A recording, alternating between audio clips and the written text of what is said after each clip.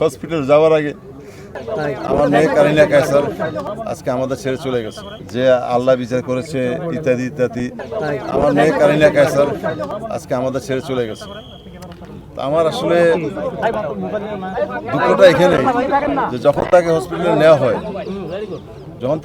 নেওয়া হয় তখন যদি ডিউটিরত ডাক্তার চেক করে যখন দেখছে যে এই হ্যাপাটাইটিস এ এবং এর চিকিৎসা বাংলাদেশে হয় না এবং তার লিভার অলরেডি 60 to 70% ড্যামেজ হয়েছে, তখন এদের ফার্স্ট ডেতে আমার বলতে পারতাম, তাহলে সেকেন্ড ডেতে আমি তাকে শিফট করতে পারতাম। তাকে নিয়ে ওইখানে 5 দিন এখানে চিকিৎসা এই আইসিইউতে ঢুকায়া তারা শ্বাসকষ্ট দিছে, তার কফ জমে গেছে, তার বুকের মধ্যে কফ জমে গেছে, কফ ইনফেকশন হয়ে গেছে। এখন আমার কথা হলো যেই আমাদের এত এই দেশে বিগত সরকার হাজার হাজার কোটি টাকা খরচ করেছে এই স্বাস্থ্য খাতে, সামান্য একটা লিভার ট্রান্সফার করার জন্য ট্রান্সপ্লান্টের একটা সেট আপ, একটা ওটি, কোনো কিছুই নাই। এটা হইতে পারে একটা দেশের মধ্যে? আমাদের দেশে কত বড় বড় অপারেশন হচ্ছে, হার্টের অপারেশন হচ্ছে, রিং করানো হচ্ছে, কিডনি রিপ্লেসমেন্ট হচ্ছে, আরও ভালো ভালো অপারেশন হচ্ছে। কিন্তু আপনাদের মাধ্যমে অনুরোধ যে আমি প্রধানমন্ত্রীকে জানাতে চাই যে এই যে লিভার ট্রান্সপ্লান্ট এইটা সেট আপ অন্তত কমপক্ষে প্রত্যেকটা বিভাগে অন্তত হওয়া উচিত। কারণ এই গরিব মানুষরা কোথায় যাবে? বাংলাদেশের মানুষ 50 থেকে 60% বেশি মানুষ দারিদ্র্য সীমানার নিচে বাস করে। কয়জন মানুষের পক্ষে অন্তত এই 1.5-2 কোটি টাকা খরচ করে এই চিকিৎসা করতে বাইরে যেতে হয়? একটা সামান্য একটা লিভার ট্রান্সপ্লান্ট যেটা হচ্ছে লিভারের পুরো অংশটাও নিতে হয় না, এগুলি জানতাম না আমরা। এই কাহিনী এফেক্ট হওয়ার পরে জানছি লিভারের অন্তত 20-25% একজন থেকে নিলেই এটা বাকিটা হিলিং হয়ে যায়। এই অপারেশনটা বাংলাদেশে নাই, এটা একটা দুঃখজনক। এত হাজার হাজার কোটি টাকা এই স্বাস্থ্য খাতে ব্যয় হয়েছে। তো আজকে নতুন বাংলাদেশ গড়ার জন্য মাননীয় প্রধানমন্ত্রী ঘোষণা দিয়েছেন। আমি অনুরোধ জানাবো যে এই যে কারিনার মৃত্যুটার পরে আমি ফিল করতে পেরেছি যে এই যে কত মানুষ তারা বিনা চিকিৎসায় মারা যাচ্ছে, কিন্তু আমরা জানি না, এগুলি উঠে না পত্রিকায়। আপনারা মিডিয়ারা কোনোদিন আমি জানি না বলছেন কিনা জানি না। আরেকটা সর্বশেষ শুধু এটুকু বলবো যে তাকে ভালোবেসে অনেকে দোয়া করেছেন, তার মধ্যে কিছু নেগেটিভ কিছু কথাবার্তা, এটা আমাদের খুবই খারাপ লাগে যে আল্লাহ বিচার করেছে ইত্যাদি ইত্যাদি।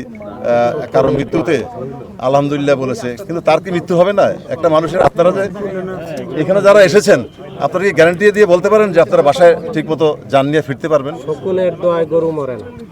ফিরতে পারবেন, এটা কি আছে?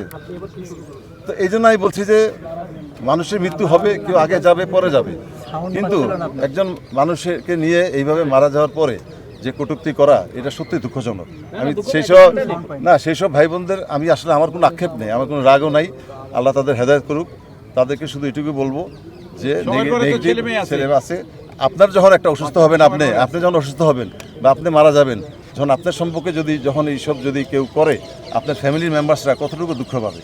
তো সেই সব ভাই বোনদের বলছি যে আপনারা যেসব মিথ্যা ব্লেম দিচ্ছেন তার নামে, সে কিন্তু কোনো রাজনীতি করতো না, সে কোনো দলের সাথে জড়িত না, সে একটা নিউট্রাল, সে একটা খোলা মনের মানুষ, সে সবাইকে ভালোবাসতো।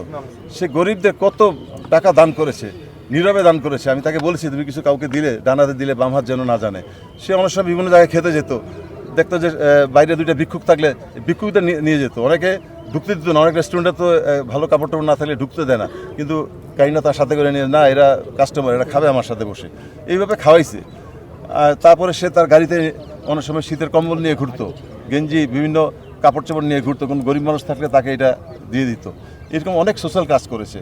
তার একটা সিনেমা হয়েছে আপনারা জানেন, 36 এরপরে সে বললো যে একটা সমাজসেবামূলক তার একটা প্ল্যান ছিল তার ভবিষ্যতে, যে একটা সিনেমা করবে, যেটা হলেও তরুণ প্রজন্ম যে চলে যাচ্ছে বিপথে, তারা নেশাগ্রস্ত হয়ে যাচ্ছে, কেউ চাঁদাবাজি করছে, কেউ সন্ত্রাস করছে, এই ধরনের এই যে যুব সমাজ, তরুণ যুব সমাজকে নিয়ে আমাকে বললো যে তোমার অভিনয় করতে হবে। আমি বলি মা আমার তো এত অভিনয় করতে খুব কষ্টকারী না, এই একটা 5 সেকেন্ডের একটা সিন করতে আমার তো 5 ঘন্টা দিতে হয়। কয় না, তোমার করতেই হবে, তুমি একটা ভালো একটা রোল প্লে করবে। তার একটা ইচ্ছা ছিল এই ধরনের একটা সমাজসেবামূলক একটা সিনেমা করা, যেটা পূরণ হয় নাই।